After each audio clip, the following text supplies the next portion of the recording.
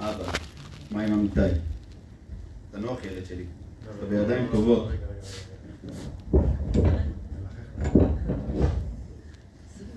אבא, מה עם אמיתי? תנוח ילד שלי, אתה בידיים טובות. האחיות מנקות אותך, אבל הוא לא מרפא. אבא, מה עם אמיתי? אני רק עם רון לידי, ילד בן 15, שעבר בשעה האחרונה טראומה, שנדע עליה רק אחרי חודשיים. אמיר, עם פנים מכוסות בדם, הוא תשוש ועייף. אני נזרק 42 שנים אחורה, לרגע שבו אבא שלי ראה אותי מגיח מתחת למשאית נוסעת.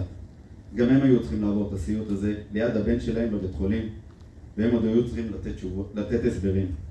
אני לא צריך לתת הסברים, ואם הייתי צריך לתת, מה אני ידע להגיד בכלל? רק לפני קצת יותר משעה, אמיר ואמיתי ישבו יחד בחדר האוכל, ויחד אכלו ארוחת ערב של יום ראשון בצבא, שאריות של שבת. הדר יצא לדרך מהגולן לשיבה. אופיר, אח שלה, שהיה בגולן במילואים, מיד התייצב לנהיגה. בשנת 2000, חודש וחצי לפני היציאה מלבנון, אופיר נפצע מטיל שפגע לו בעמדה במוצב חצביה. אופיר נפצע קשה, והוא טס לרמב"ם. אני שירתי בשרגא, הייתי הכי קרוב, והדר ביקשה ממני שילך אליו. הגעתי אליו ראשון. עכשיו הוא מתייצב לידינו ביום הפציעה של הבן שלנו. לפני 20 דקות היא הודיעה לי שאמיר פצוע, ושהוא נמצא בשיבה. באותו רגע הכל נופל, ולא מעניין אותך שום דבר בחיים מלבד הבן שלך. ואני עומד לידו בחדר הלם, עם מדים ונשק, ואין לי יכולת לעשות כלום. תסכול גדול. אני כבר חודש וחצי במילואים, ורק עוד שבועיים אמור להשתחרר. מהרגע שידעתי על הכטב"ם שנפל בבח, ניסיתי את כל מה שיכולתי כדי להשיג מידע מה עם אמיר. לא ידעתי עדיין שהוא פצוע, וחיפשתי אותו בכל מיני דרכים. לו רק בנג'י היה פה, בטח היה עוזר לי ברגע, אני חושב לעצמי. ברכב איתי רון, שרואה איך אני עושה הכל תוך כדי נהיגה, איך שאני טס על כביש 6 לבח גולני, כדי לברר מה עם אמיר. ופתאום במחלף בקה, עושה פרסה ומזנק לשיבה. אורי מצלצלת. היא רוצה לבוא. אני אומר לה, אין לך מה להגיע לבית חולים. היא לא מקשיבה לי ומגיעה במהירות מהבסיס.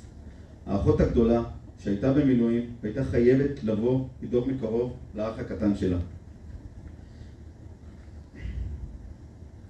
אחרי חצי שעה מכניסים את אמיר לחדר ומכינים אותו לניתוח. אני נשאר איתו לבד. פתאום אני נזכר בכל הימים שהייתי בא אליו לבית ספר, אחרי מעשה שובבות שלו ושל חבריו. היינו מחכים למורה בחדר ושנינו לבד, בדיוק כמו עכשיו. רק כשאני עומד לידו והוא עדיין מכוסה בדם שזרם לו מהעורק הראשי. במהלך הזמן שאני איתו לבד, הוא שוב שואל אותי, אבא, מה עם אמיתי? אני נזכר שאמיר תמיד היה שם, שלא יודע לדחות סיפוקים, ועד שלא אגיד לו מה עם אמיתי, הוא לא ירפה. ואני עונה לו, אנחנו מבררים עדיין. הוא מספר לי שהוא היחיד מהצוות שהיה איתו באוכל. אני מבטיח לברר. אני נותן לו נשיקה, הוא עדיין עם פנים מכוסות בדם. אני מצלם סרטון קצר של אמיר לצוות שלו ויוצא החוצה. אני עדיין לבד. מתרוצץ עם עצמי והטלפון לא מפסיק לרטוט מהודעות של משפחה וחברים שדואגים ומוכנים לעשות את כל מה שצריך.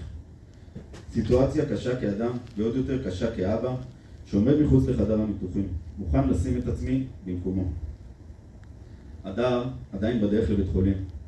אני לא הייתי מסוגל לעבור נסיעה כזו בלחץ כזה. אני מנסה לברר עם קצינת הנפגעים אם היא יודעת את השם של החייל אמיתי אילון באחד מבתי החולים. היא אומרת לי שהיא לא יודעת. בדיעבד נודע לי שהיא ידעה והיה אסור לה לספר לי לפני שההורים יודעים. אמיר נכנס ל3 ניתוחים ברצף.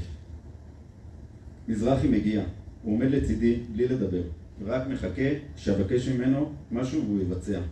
שומר לי על הגב, חבר שכל אחד היה רוצה לידו. הוא עוסק בספורט ונראה כמו אחד שהיינו רוצים בשער של נוב, גם הבנים וגם הבנות. פתאום אני מבקש ממזרחי, אחי, לך תביא לו דגל של הסיירת. אני רוצה שהוא מתעורר מהניתוח, שהוא יהיה מכוסה בדגל של גולני.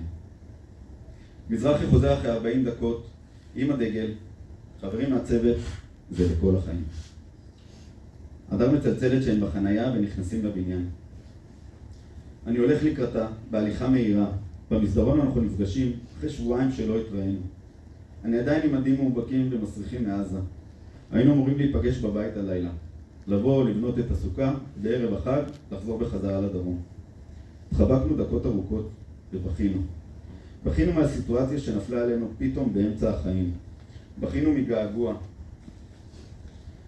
בתוך החיבוק הזה הבנו שיש את החיים שלפני הפציעה ואת החיים מעכשיו. זה החיבוק ארוך שלא אשכח. יושבים בחדר ההמתנה, אני מפליג במחשבות לתקופה שאני הייתי חייל. הרבה מבצעים, לבנון, לא עבר לי בראש מה זה לחץ של הורים לחייל בצבא הגנה לישראל. אני יוצא החוצה לשאוף אוויר ולנסות להקל את מה שקורה פה. לידי אני רואה חייל שוכב במיטה. רואים שהוא חייל, קצין. אני עומד לידו והוא שואל אותי אם באתי לבקר חבר. אני אומר לו שהבן שלי נפצע ערב. הוא מסמן לי לבוא אליו. אני מתכופף והוא נותן לי חיבוק של לוחמים. חיבוק כזה שרק לוחמים מכירים. הרשקו אני אומר. שחר הוא עונה. שחר הוא מ"פ בכפיר שנפצע גם מ-RPG וגם עלה המטען באותו אירוע. לא משהו הגיוני שישאיר אדם בחיים. אבל שחר חזק. אני מספר לו שאני מנסה לדעת מה עם חבר לצוות שלו, אמיתי. אחרי כמה דקות אני חוזר בחזרה לחדר ההמתנה.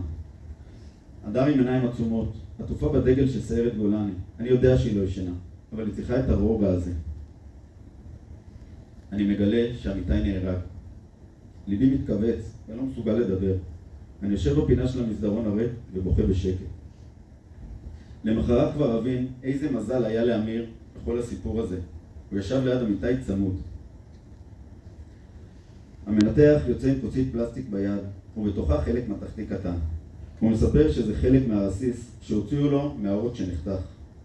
עדיין יש לו רסיסים שהסתובבו איתו רוב חייו, אבל זה לא מגביל בכלום. עכשיו הוא אומר שהכל עבר בהצלחה, צריך את כולם שיתפללו, שאחרי שהוא יתעורר הוא יהיה בסדר. אני מספר לו על החבר שנהרג, ואיך מספרים. הוא נותן כמה טיפים ואומר שהכי חשוב, הכי טוב שההורים יספרו. לפני 19 שנים, שפרצה מלחמת לבנון השנייה, בנג'י היה שבועיים אחרי החתונה עם איילה שהוקפץ לצפון. מ"פ בפלגה באגוז. בנג'י היה חבר צוות צמוד, שמהטירונות הבנת שהוא יהיה רמטכ"ל. כשבנג'י נהרג בלבנון, אני הייתי זה שהודיע בטלפון לכל אחד מחברי הצוות. בשורות איוב זה חרא. אחרי שאמיר מתאושש מסמי הרדמה, הוא שוב שואל, אבא, מה עם אמיתי?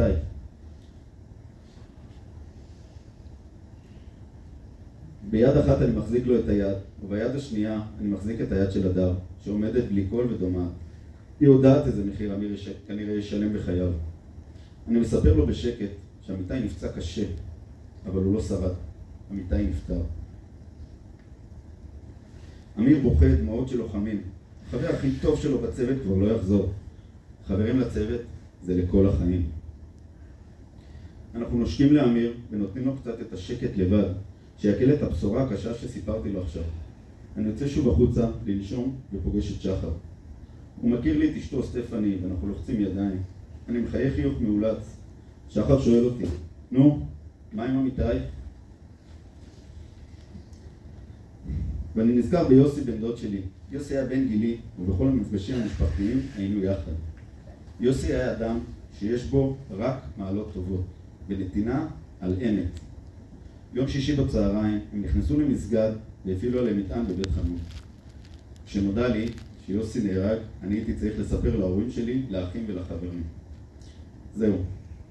אני לא מסוגל לבשורות כאלו. לא מסוגל להגיד שוב את צמד המילים הללו. אמיתי נהרג.